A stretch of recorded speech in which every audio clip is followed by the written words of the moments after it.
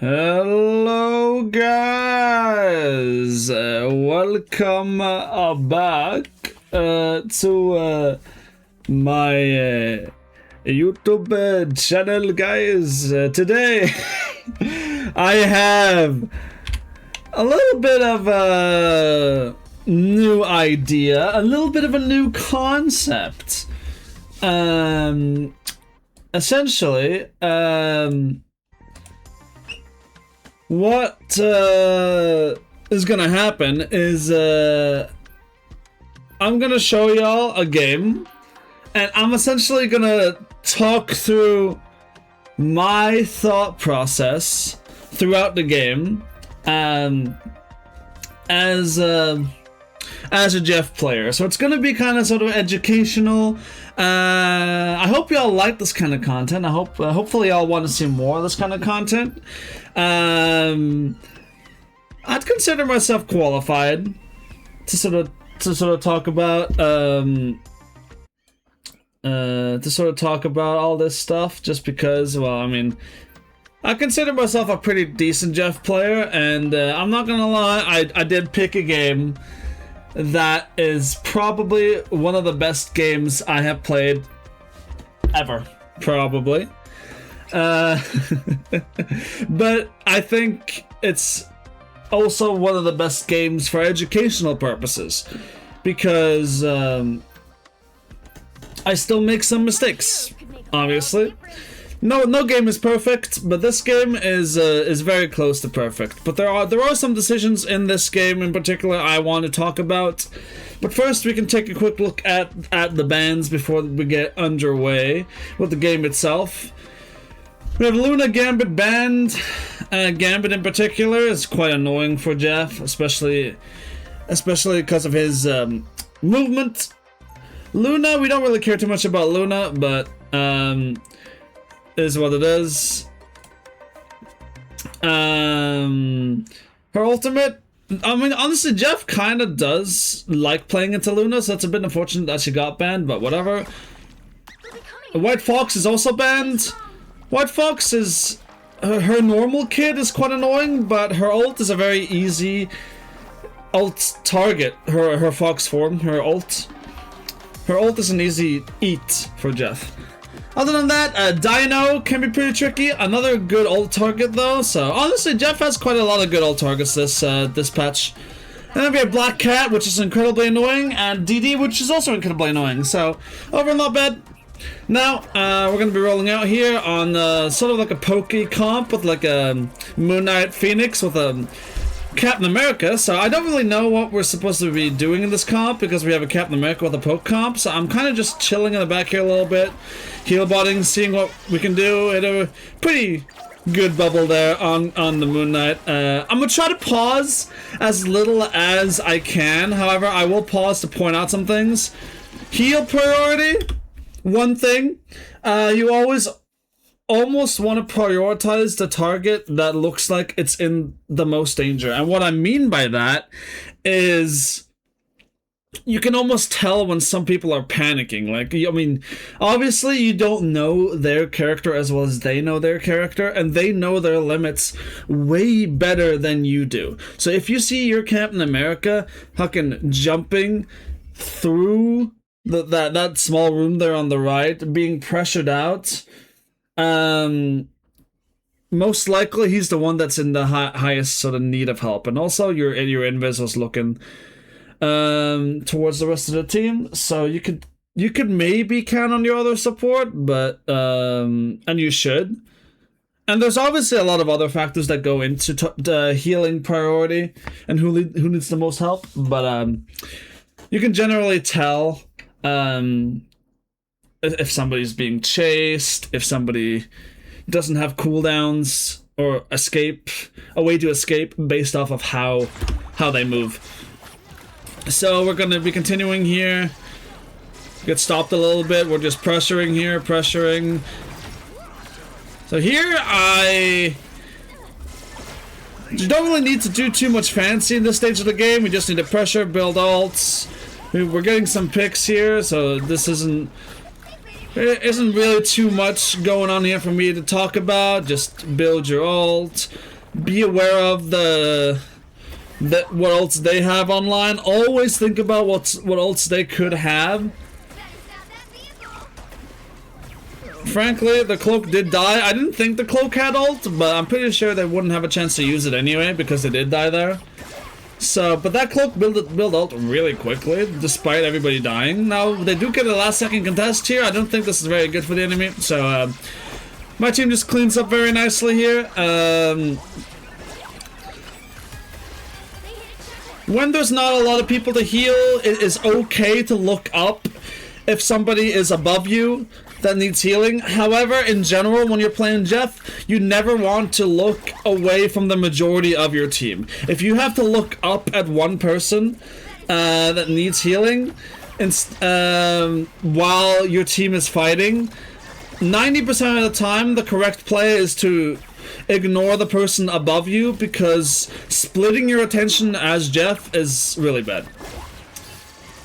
Alrighty, we're just helping our front line, maybe potentially looking for a little bit of a flank here. However, we are taking quite a lot of damage here. First big ult fight coming up. We do see Cloak and Dagger ult. I could ult this, however, there is a Star-Lord ult immediately popped, so I'm going to be holding this and looking. I do not find the targets, but sometimes you just gotta wait. Right, not every ult's a banger. Sometimes you just gotta wait out that Star-Lord ult, because that is very annoying. We did force out the cloak fade as well. So we're just playing safe here. And another thing is that if you ult really close to your spawn, like, odds are the enemy team isn't gonna push you into the spawn, so it's generally pretty safe. It's considered like a high risk, or like a low risk, high reward type play, if you ask me. And especially if you consider how quickly Jeff builds his ultimate, it's not bad. Although the most important thing when you're Jeff ulting is staying alive.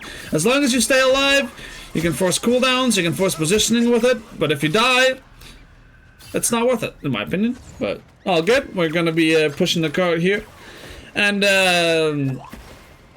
yeah, I mean, you should be aware of what ultimates the enemy team has here.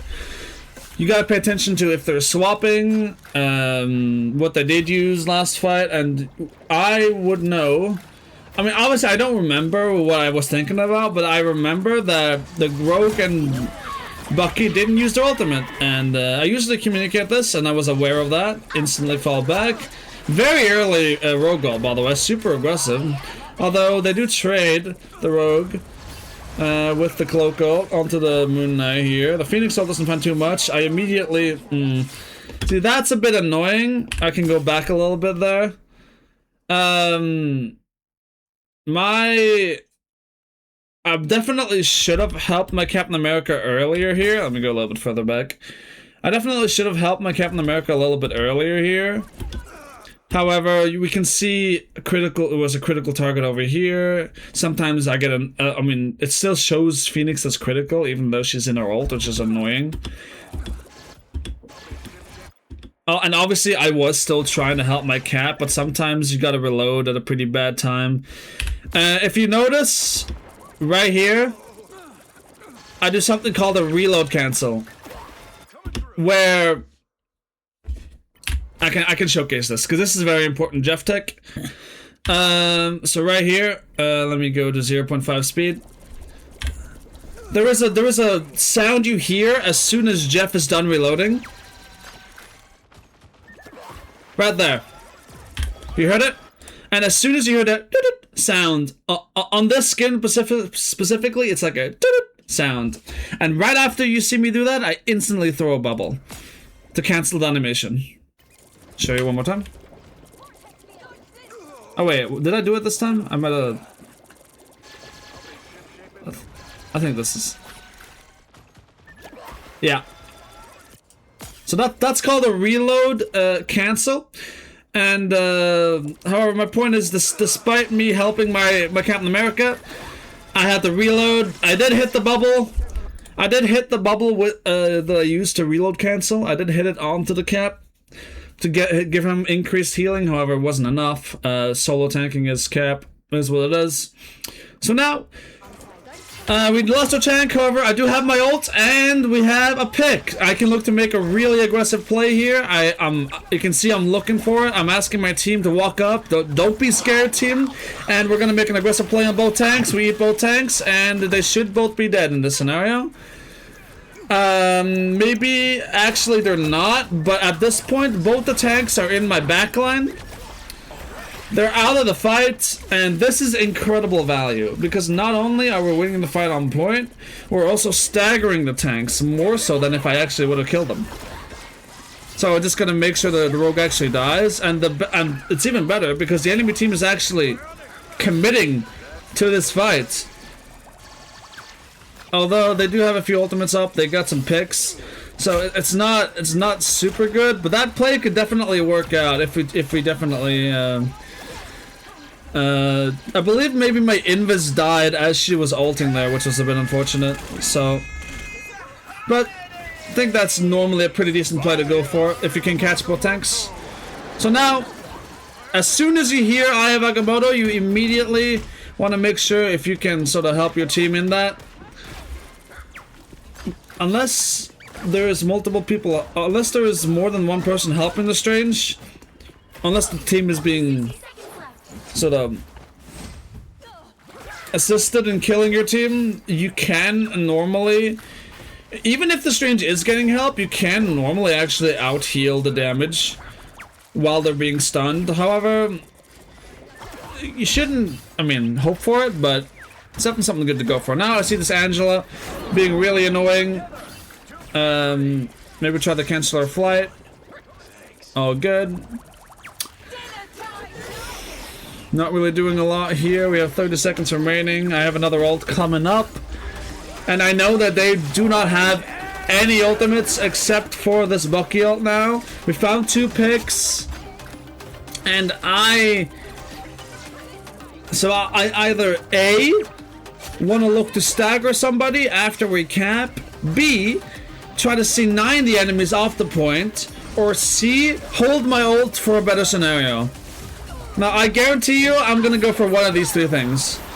So I'm gonna look to try to deny the touch here. I swallowed the invis.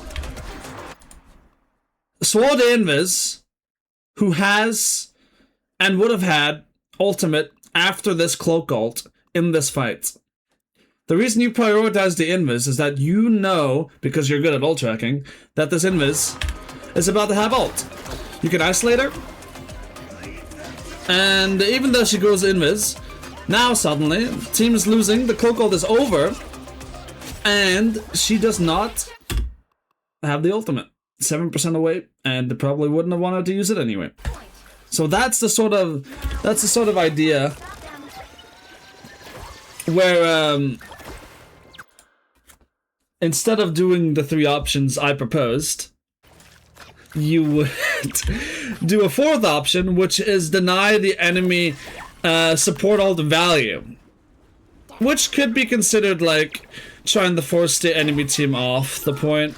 I guess it's, I mean, I actually kind of forgot what happened in that fight, but denying support ult value is a very smart thing to do without glazing myself too much.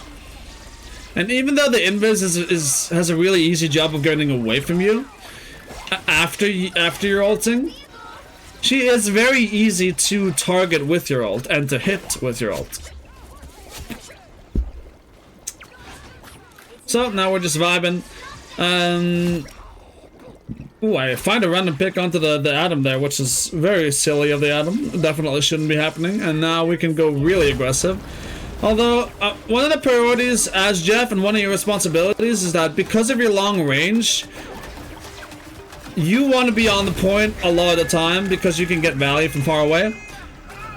Okay, we're trading invis for Star-Lord. They use their invis, they use their Angela ult. I'm just playing behind cover here while helping my team. This position right here. My team is here. I'm here. The fight's happening here. The enemy cannot see me. And I'm providing value to my team. I give my Phoenix, the bubble, the speed in a good position to use her ultimate. It's last fight. I want to give my Phoenix a lot of support here, because if she dies before ult, it's pretty bad. So he uses in a good spot. A little awkward with the Phoenix ult, but it's fine. And another thing I should talk about is bubble usage. You can be pretty liberal with your bubbles. I would recommend saving at least one bubble for yourself. Just to save yourself in scenarios and also give yourself the speed to get around quicker, but that's it. You can be pretty liberal with them as long as you're actually hitting your targets with the bubbles. Just a quick note. So I have my ultimate here. So now I have a really big decision again. It's overtime. We're really close to capping, right? Really close to capping. And from what I know, they're gonna have cloak ult soon. So now I could A, try to deny the cloak that value, but I know that's gonna be a little bit awkward. B, I could try to C9 the point again, or I could do what I did earlier and try to sort of, well, I already said deny ult value, so those are pretty much my only two options. C9 or try to deny ult value. And I know that maybe the Adam has ult, but I think let's just see what I do here. I'm curious for what I do actually. I don't remember. We get 2 picks, and now suddenly the cloak ult is not a thing to worry about anymore. And remember, Jeffers. The context of a fight can change the optimal play incredibly quickly. One moment there's an optimal play that you can do that is good. The next, you're looking like a dumbass because you ulted too early, and everybody is dead or everybody is I mean, yeah. In this case, ulting early could be good to try to force and scare the enemies off point. But I don't think that's what I do here. But the context of the fight can change how you're supposed to ult very drastically. So now we are portaling in, we're pushing this Angela. She should die, she does die. And now, look at the cloak ult, look at the cloak ult. Instead of going for the cloak ult, I actually swallow the backline. So because the cloak ult timing was a bit bad, I decided to look for the enemy backline. Now this is a bit iffy. My team's kind of weak, but I am also out of the fight here, so that's something to consider when you are ulting, but I am taking away 2 very important pieces of their team, so to speak. In the Adam, in the Invis. Now, could you say that it would have been better for me to stay on point and not ult? Maybe. But that's one of those scenarios where if your team survives for 5 more seconds, you win the fight, right? But is what it is. Sometimes you just gotta try to go for those big plays. I don't think it was a bad play necessarily, but maybe I could have played that a little bit differently. I don't know. So anyway, we're on defense now. On defense, really quick, set up your bubbles beforehand, please. You have no idea how helpful it is. If I can speak. Yeah. So we're on defense here. Playing a Penny poke composition now. So with Penny on your team, you generally want to play pretty passively with your team. It's sort of like a, I mean, it's a poke style, although my Penny dies early. Arguably, I should have been there to help my Penny. That's probably my bad. And we lose the fight because of it. Even though this game was pretty good, obviously, like I said, I do make some mistakes, and I think my Penny was maybe a little bit overextended, but probably I probably should have helped, but it's fine. We're just gonna play in our team, in a Penny nest, pretty passive. Depending on where the Penny places her nest,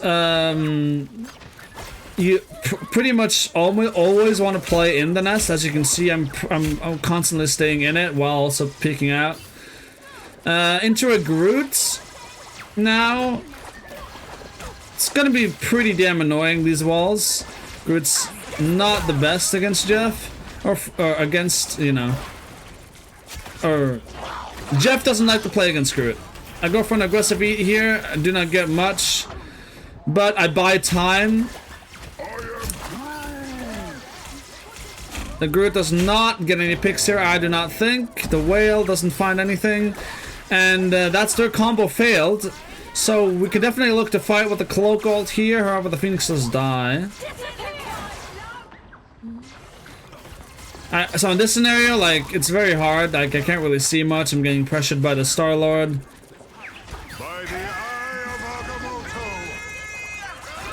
And I'm walled off. So at this point, I'm just gonna reset. I'm just gonna back up. Not really a lot to do for me in that fight, other than potentially get a better Jeff ult. But I mean, the thing with Jeff ult is that you build it so quickly that if you're not using it, you better be damn sure that you're gonna get a good ult, you know. And there are a few scenarios where you should use it, and that is where you should hold your ultimate. I mean, there are a few scenarios where you should hold your ult. The most obvious one is for overtime scenarios. If there's 30 seconds on the clock and you have your ult, just save it. Use it to force the enemy off point, to C9 them, to force them to not touch the objective, so that you win the game that way. And also, if you don't instantly win, it's a pretty easy way to get value and get picks. And there's another interesting, more niche way to use your ult, where you probably should save it. And that is if you know the enemy is going to TP back. Because TP back with Strange. If you see that the enemy is potentially looking to swap Strange, you want to cancel that shit, right? And Jeff ult is very easy to cancel Strange Portal with, because you can do something called a silent ult, where if you ult from really far away and you zoom over to the Strange TP, not only will they not be able to hear you, they won't be able to CC you beforehand, and unless they're playing Mag, they will not be able to stop you from eating the Strange. I believe Mag is the only person that can deny you. Maybe Cloak Fade could also probably deny it, to be honest. But as long as you do it correctly, saving your ultimate for a Strange TP and canceling it, it's always pretty good. Other than that, you should always use your ultimate very quickly after you get it. Unless there's another way you can deny a good value from the ult.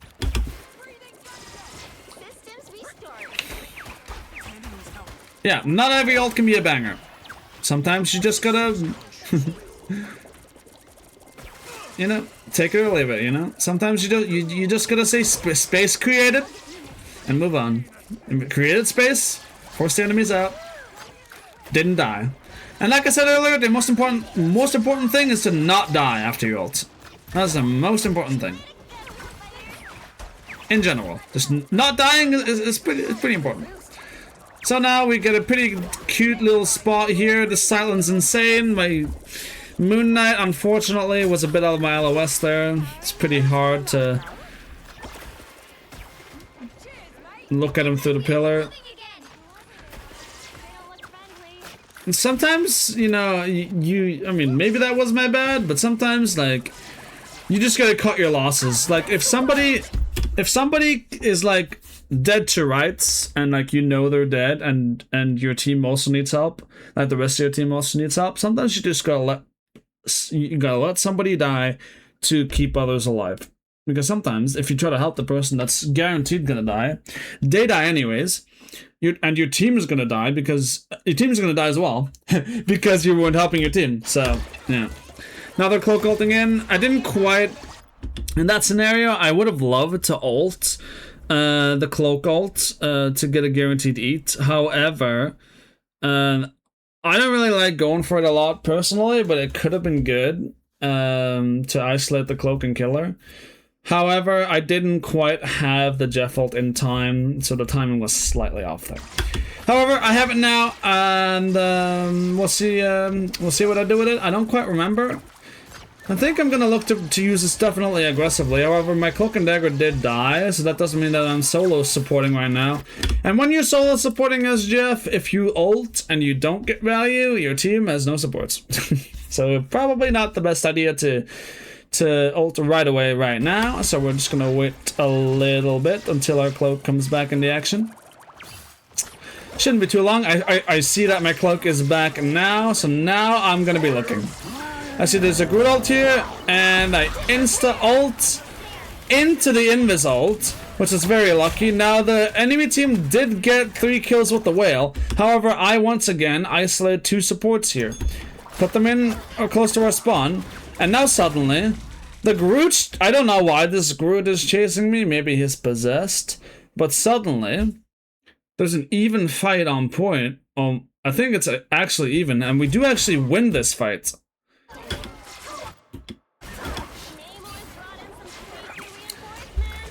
So essentially, if you include the Groot that was chasing me, I took 3 people out of that fight. We won the fight on point after the enemy team got 3 picks. They used Groot, they used the whale, and they used the Invis ult. That is the power of Jeff. Jeff can turn unwinnable fights into winnable team fights. Just like that. Now we're going to be staggering the Namor, got a cheeky little final there.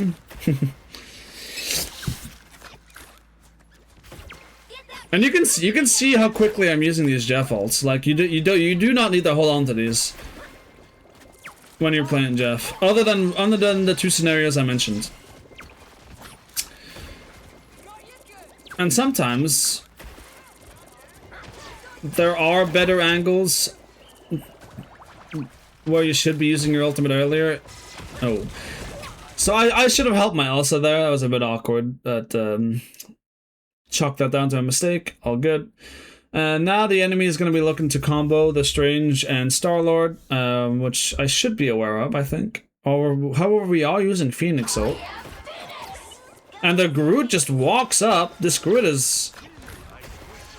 He just walked up. Yeah, all good.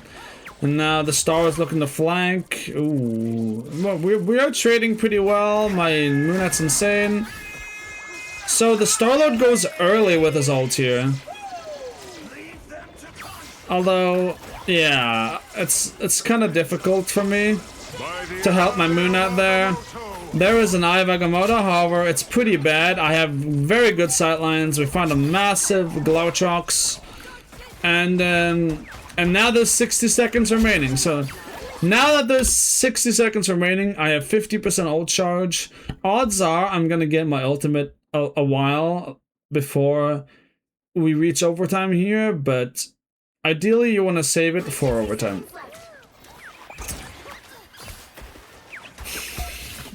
But we're gonna see what happens. I don't remember what happened this game at all.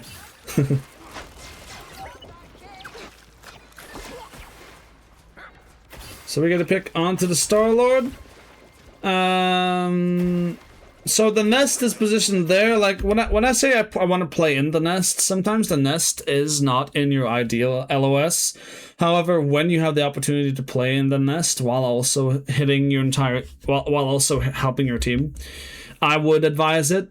And there's also the need to sort of like play pretty far away because you're playing Jeff. But I would advise still to play in the nest when you can, if you're opinion your team.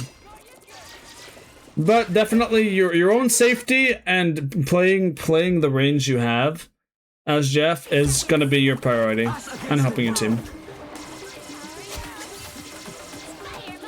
Oh, so the cloak actually died to the penny mine here, so that's something I'm pretty sure I didn't pick up, but I noticed that. Wait a minute. What happened there? And my penny's going super aggressive, so I'm gonna be considering probably going aggressive with them here. But we are down in numbers a little bit, so I just want to make sure my penny's okay. It's a bit unfortunate. Kind of just have to play back now. Not really a ton you can do. The walls are annoying. I think at this point, when we're down so many members, I should probably just back up, and I do back up. So in that scenario, I mean, what did I play too far back? Did my team play too far forward? What can you say? I mean, maybe a little bit of both. But either way, difficult fight for me. The sightlines on that point are pretty bad from that spot I was playing in, which is why I was sort of looking for an off angle, but I didn't really have the opportunity to go for that. But this section of the map is a lot better for Jeff. Obviously, you can play pretty far back. The sightlines are very generous. Oh, go into my little spot here once again, just to avoid the Starlord ult, who doesn't find anything with it. He just completely wasted it, by the way. Now we're gonna go in with the Punisher ult. Trying to help him. One thing that's a little bit annoying about Jeff's bubbles is that if you have a teammate behind the teammate you want to help, and your bubble is gonna hit the teammate behind the Punisher first, right? So the Punisher dies. He is maybe splashed by the bubble, but directing people with the bubbles is the best way to help, is the best way to heal them, because it bursts when you direct them. It gives them more healing. So when in that scenario, it's like, I don't know. Just sometimes people just take too much damage, you know? And sometimes your bubbles just don't hit the targets you want them to hit. So now, this is a good pause. Strange completely whiffs his ultimate. So this is a go, go, go, go, go, go, fucking full send it sign. So our team's gonna go super aggressive here. However, my cloak does die. I'm gonna try to help my Punisher not die again now. However, my Penny is stalling the card, but she's way too far forward. Just gotta let her die, unfortunately. And now we are in overtime. Now I have my ultimate. This is a prime example of how to use Jeff ult in overtime on the convoy and convergence maps. Now, I'm just gonna let this play out, and then I'll talk about it afterwards.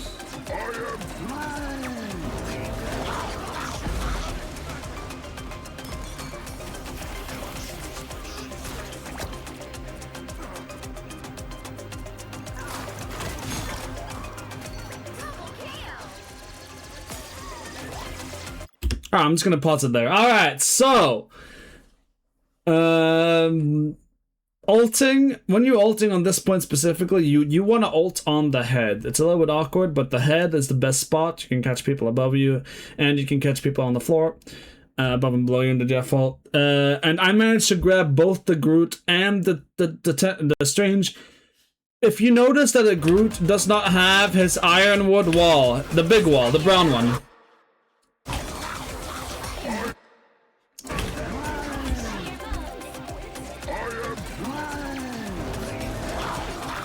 If you notice that he doesn't have it anywhere, like you can see his health, it's not like CC immune. You can see, like, this is the health bar when you're CC immune. You can also see it on my health bar.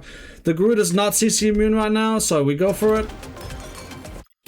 The Strange actually flies up to me, which is crazy, but the Groot's on the ground here, as you can see. I get the Groot and the Strange.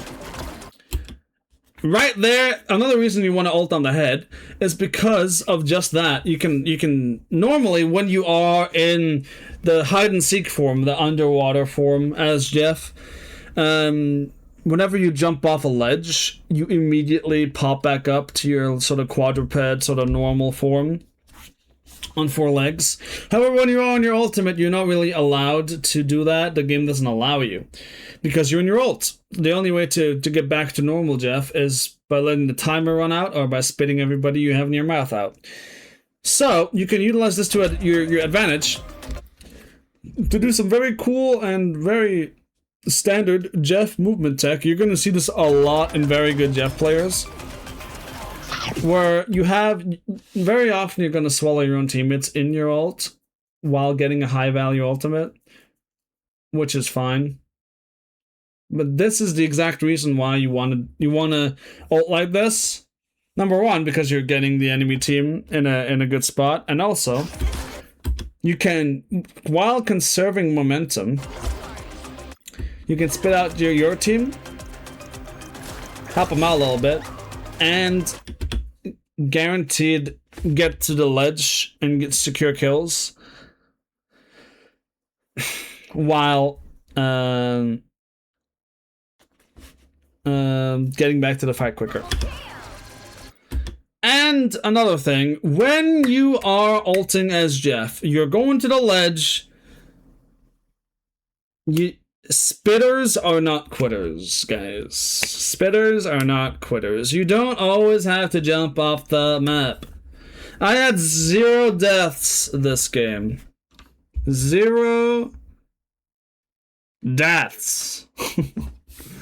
That means that I didn't jump off the map once this game to get kills.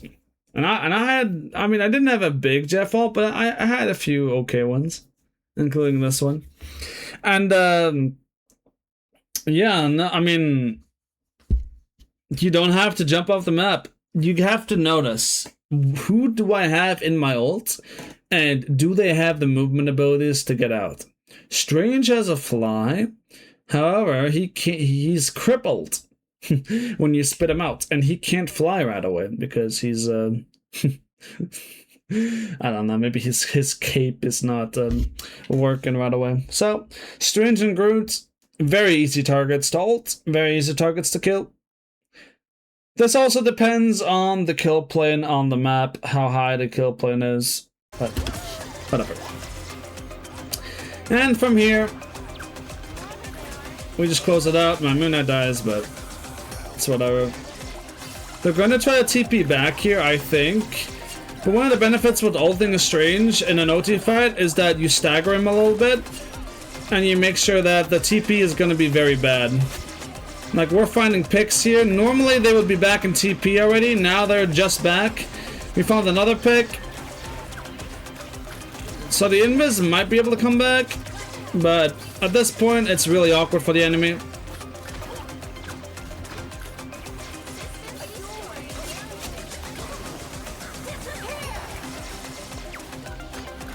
They do have an invis here, so it is a little bit sketch.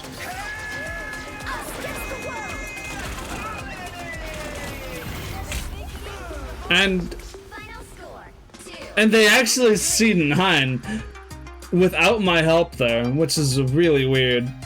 I don't know how they did that, and honestly, I don't really care. But that all started because I sort of disrupted their momentum, right? And we get played again, or not play the game. This is an Overwatch. We get MVP, and take a quick look at the stats. Yes, this was an Eagle Rod, but you can see the average amount of deaths people had. And this game, if anything else, this is a testament of how powerful and how much value you can have by just not dying. This game, if you want to do the math, it's pretty easy math. KDA ratio is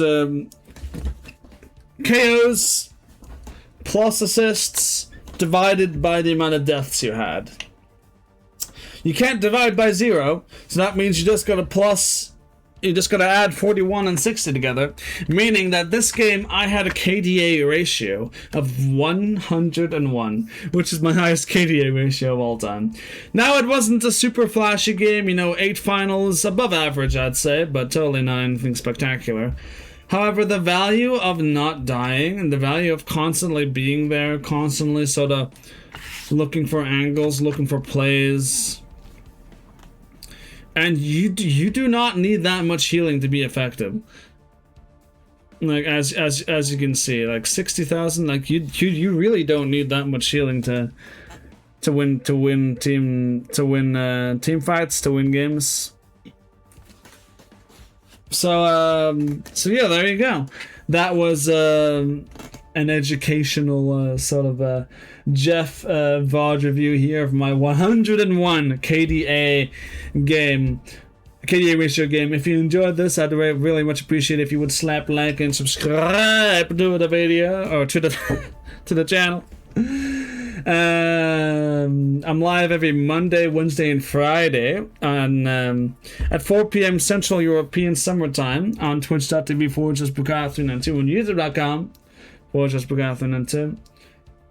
I post daily shorts, TikToks, Instagram reels, all that good stuff.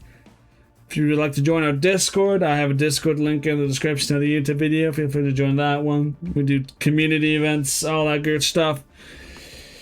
Anyway, that's gonna be it from me. I hope you learned something today. Stay safe, take care of yourself. Don't do this now, and most importantly, never stop doing what you enjoy, my friends. That's gonna be it for now. Bye!